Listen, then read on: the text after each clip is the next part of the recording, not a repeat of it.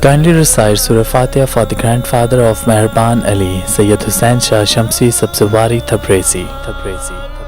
امام علی علیہ السلام حضرت سلمان فارسی کے ساتھ گزر رہے تھے تو رستے میں آپ کا گزر قبرستان سے ہوا۔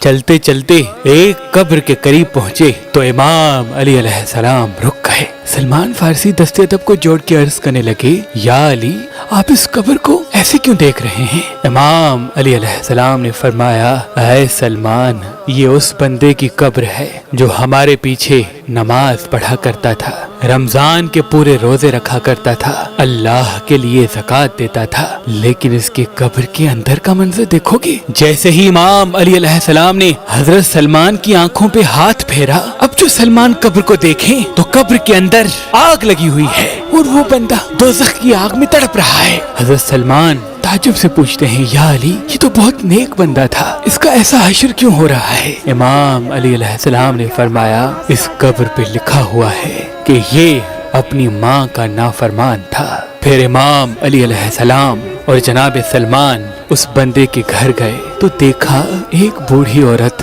رو رہی تھی۔ امام علی علیہ السلام نے فرمایا، اے عورت، تو زبیر کی ماں ہے نا؟ تو وہ رو کے کہنے لگی، ہاں یا علی، میں اس زبیر کی ماں ہوں جو مجھے بات بات پہ ٹوکتا رہتا تھا، لوگوں کے سامنے میرے ساتھ زور سے بات کرتا تھا، میری بے عزتی کرتا تھا، مجھے ایک نوکرانی سمجھتا تھا۔ امام علی علیہ السلام نے فرمایا، اے زبیر کی ماں، تم دیکھنا چاہو گی کہ آج تمہارے بیٹے کے ساتھ قبر میں کیا ہو رہا ہے؟ اب جیسے ہی وہ عورت آنکھیں بند کرے تو دیکھے کہ اس کا بیٹا قبر کے اندر آگ میں جل رہا ہے۔ وہ چیخ کے کہنے لگی، یا علی، میرے بیٹے کو اس آگ سے بچاؤ۔